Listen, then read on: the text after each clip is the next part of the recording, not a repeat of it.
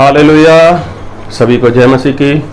मैं अमरीक जॉय आज एक बार फिर प्रभु पिता का धन्यवाद करता हूं कि प्रभु पिता ने समय दिया है कि परमेश्वर के वचन आपके साथ बांट सकूं।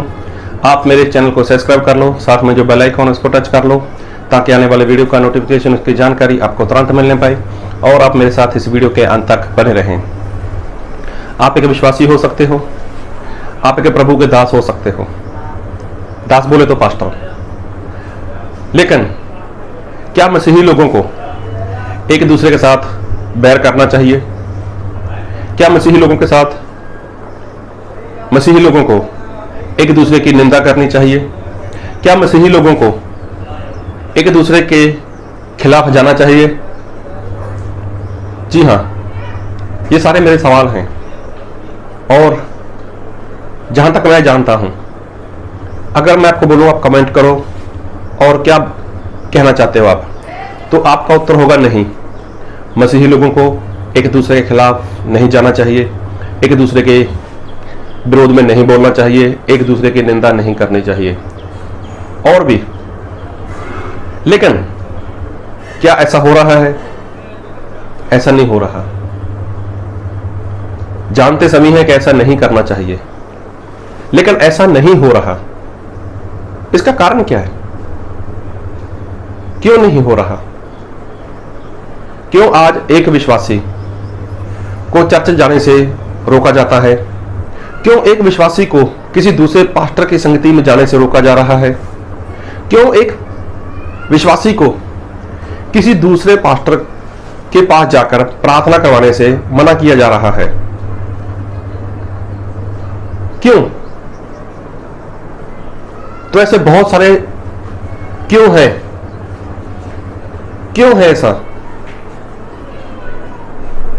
लेकिन मैं जो कहना चाहता हूं उसको ध्यान से सुनना। आज ऐसा हो रहा है। आज ऐसा हो रहा है। आज लोग एक दूसरे की टांग खींचने में लगे हुए हैं कि कोई मुझसे ऊपर ना चला जाए या कोई मुझसे आगे ना बढ़ जाए। तो ऐसे लोग लगे हुए हैं। तो क्या ऐसा जो करता है क्या वो स्वर्ग में चला जाएगा? आपका उत्तर है नहीं, वो स्वर्ग में नहीं जा सकता। तो क्या आप ऐसा करते हो?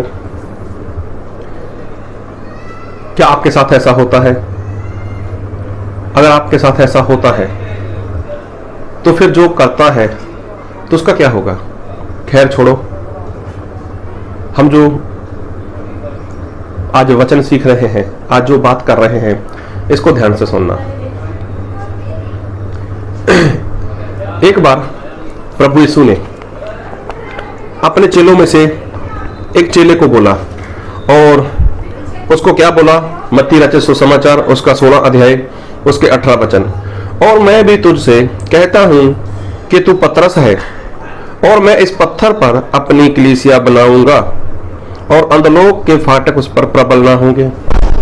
देखो, प्रभु यीशु ने यहां पर बात की। और मैं तुझसे कहता हूं, किससे? पतरस से। अभी वहां पर अकेला पतरस नहीं है, या वहां पर प्रभु यीशु और पतरस दोनों नहीं है, और लोग भी वहां पर। तो प्रभु यीशु ने सभी लोगों में से पतरस को बोला, पतरस मैं तुझसे कहता हूं कि तू पतरस है और मैं इस पत्थर पर, किसके पर?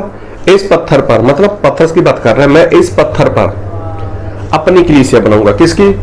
अपनी कलीसिया।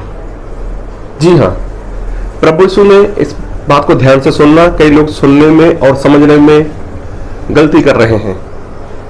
कई लोग ऐसा बोलते हैं, ऐसा मानते हैं कि प्रभु यीशु ने बोला है कि मैं मेरी कलीसिया खुद पर बनाऊंगा। नहीं, प्रभु यीशु ने ऐसा नहीं बोला। प्रभु यीशु ने बोला पतरस तू पत्थर है। तो पतरस का मतलब है पत्थर। और प्रभु यीशु ने ऐसा बोला कि मैं इस पर, अभी प्रभु यीशु ने अपने चेलों को बताया कि देखो मैं इस पर अपनी कलीसिया बनाऊंगा। किसकी कलीसिया? अपनी। फिर पढ़ूंगा, और मैं भी तुझसे कहता हूं कि तू पतरस है और मैं इस पत्थर पर अपनी कलीसिया बनाऊंगा। तो देखो कलीसिया किसकी है? कलीसिया प्रभु यीशु की है। लेकिन एक बार क्या हुआ कि एक बार ऐसा हुआ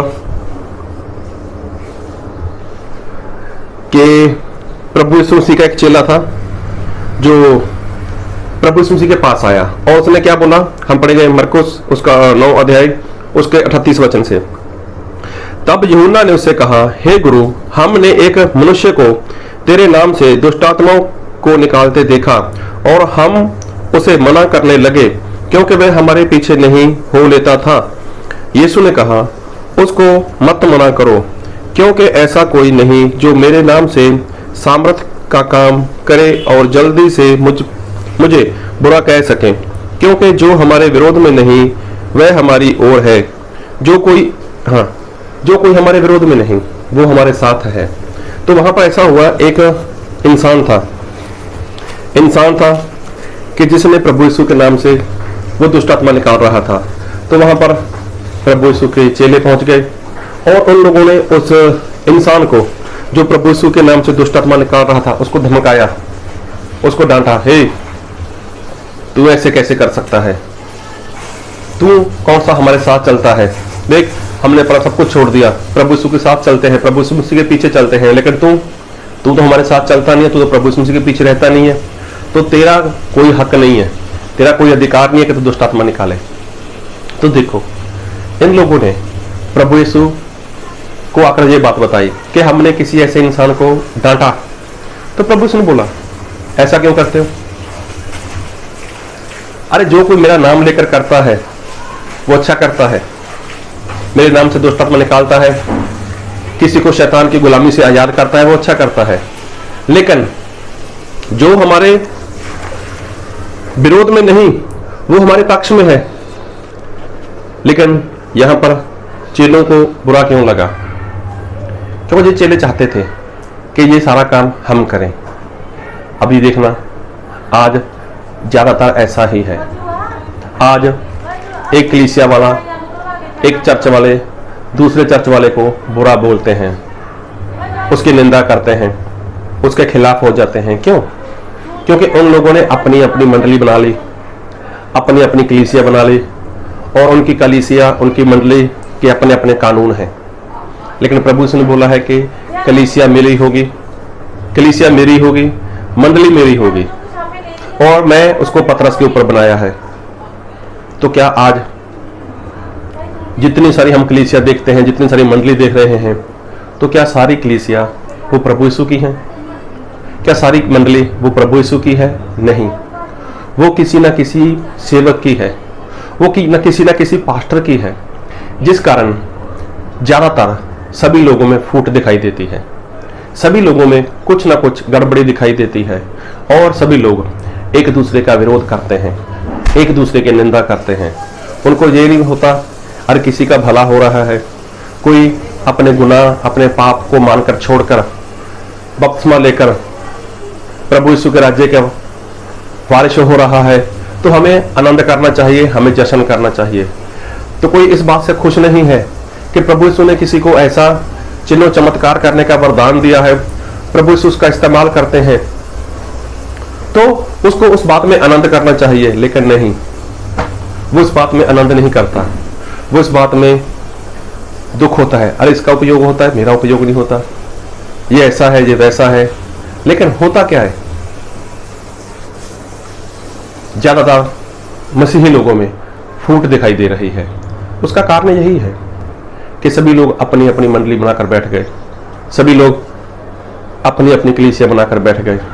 तो इसलिए लोगों ने पाबंदी लगा दी, इसलिए लोग दूसरे सेवक के पास नहीं जा सकते, इसलिए कोई किसी के पास नहीं जा सकता। तो ये कोई आज की बात थोड़ी है। अरे ये बरसों पहले भी ऐसा हुआ था। प्रभु यीशु के चेले यूहन्ना ने यही काम किया था। कोई प्रभु यीशु के नाम से दुष्ट आत्मा निकाल रहा था, तो यूहन्ना और बाकी लोग किसके नाम से दुष्ट आत्मा निकालते थे?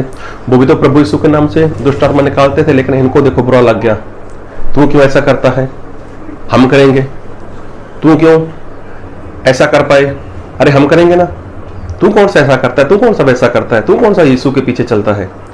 लेकिन देखो, उनके अंदर ईर्ष्या थी, उनके अंदर एक जलन सी थी, कि ऐसा इससे क्यों होता है या इससे ऐसा क्यों हो, हम है ना करने के लिए। लेकिन प्रभु यीशु ने यही बोला था कि पतरस, तू पतरस है, मतलब तू पत्थर है, और मैं इस पत्थर पर, किस पर, इस पत्थर पर। यह बात प्रभु यीशु ने अपने चेलों को बताई कि मैं इस पत्थर पर, मतलब प्रभु यीशु ने ऐसा बोला कि मैं पतरस पर मेरी कलीसिया बनाऊंगा, मैं मेरी मंडली बनाऊंगा। लेकिन देखो, अगर मंडली प्रभु यीशु की है तो वहां पर काम करने वाला एक जन नहीं है, वहां पर काम करने वाले ढेर सारे हो सकते हैं। और बाइबल में लिखा भी है कि प्रभु यीशु ने अपनी मंडली में बहुत से लोगों को रखा हुआ है, क्या करने के लिए? परमेश्वर का काम करने के लिए। तो इसलिए ईर्ष्या, जलन, फूट क्यों है? क्योंकि सभी लोगों ने अपनी अपनी मंडली बनाई हुई है। तो इसलिए आप सिर्फ और सिर्फ प्रभु यीशु की मंडली में आओ, प्रभु यीशु की कलीसिया में आओ, और वहां पर कोई फूट नहीं है, वहां पर सभी लोग मिलकर परमेश्वर की आराधना करते हैं, मिलकर सभी का उपयोग होता है। तो प्रभु आपको इन वचन से बहुत आयत की आशीष दे। आमीन।